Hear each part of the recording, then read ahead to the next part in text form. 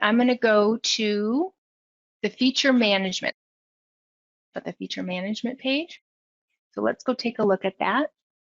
So this is where it's showing you those features that need to be enabled. There are some that aren't going to even be available yet. You'll see the availability is coming into play. But one of them, of course, is this enhanced email. So you will want to make sure that this has been enabled as I show you some of the next stuff that you're going to be able to do here. I'm going to do a search on the email. If you just do email in the search, you're going to see all of the areas that are available to here now. With this update, with the last one and some of the enhancements with this one, it's giving you the ability to set up multiple email accounts. So you can see this is available to here. So I'm just going to click on that real quick. And right now you see that I have it set up for my own self, but you actually can create new email accounts. It's going to take you through a wizard, and those new email accounts, so you can have multiple through your Microsoft 365 account and then an SMTP server as well. So you can have multiple email accounts associated with this. So this is giving you the ability to have that email, the emails that you're sending out, the purchase orders, the sales orders, come from specific email accounts. So in the past, we had some limitations there. They're now expanding that so that you can either have them come from individuals, which is what we often see. Okay, we want it to come from one specific user, or we want it to come from a, let's say, a purchasing group account, email account that it would come to. So this is expanding and giving you that ability to do that. So once you have set that up, so I just have the one for me set up, and you want to associate it with specific things. So as a specific user, I want to say certain emails need to come from this account. So I'm going to come into Navigate, Email Scenarios, and you can see here it's showing that I'm having the vendor remittance come from there. But if I want to assign other scenarios, you see I have a full list here of all the areas that I can assign. So if I wanted sales orders, sales invoices, etc., to come from this particular account, I would choose it, and you see it showing up here. So if I had added some other group Outlook accounts, I would see those in the list, and I could associate all the other documents with those particular email boxes. You now also have the ability to see your outboxes. So if you want to see what emails have been sent, again, if I just type in email, you will see your email outbox. So now you have visibility to all of the emails that have been sent from the system.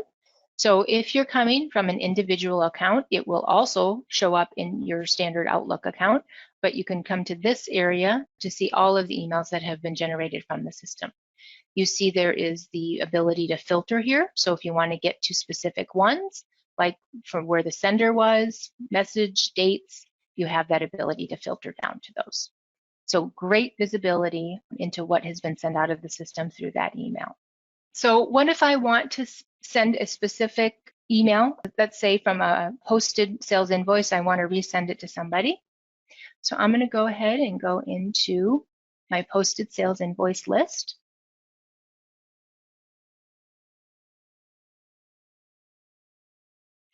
And I can choose from here to go under print send, send by email.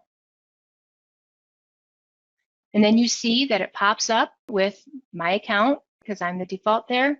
It adds the contact associated with this particular customer account, but I can actually make changes to this. In the past, there were some limitations on what changes you could make when you're sending those. So I can add new people here, and I can change the message if I need to. You know, you have the templates that add specific template language that comes through, but you can change that and add to it. And you can attach additional files if you need to. So a lot more options here on when you're sending out emails, and in this case, in particular, resending them.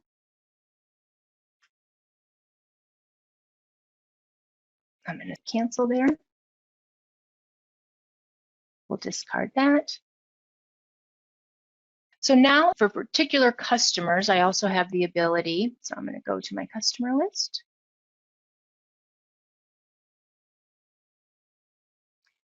While I'm in here, I'll go ahead and show the accessibility area where Here's your hyperlink that will open up this card, but just double clicking on an empty space will open it as well.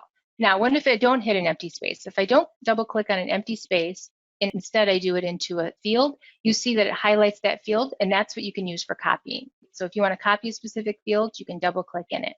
If you want to open something, not using the hyperlink, you just double click in one of those empty fields, and you're able to open that card. So from here, let me expand this. I want to associate specific documents and users I want to receive communication regarding this customer. So if I go under Related, and I go under Customer, and I go to Document Layouts, this is where you get to highlight the distribution of specific documents related to this customer and who it's going to, what email layout you want in place for that. So this is giving you a greater ability to know what's going to customers, assign specific templates, and have it for different reports that you're sending them. So that is emails.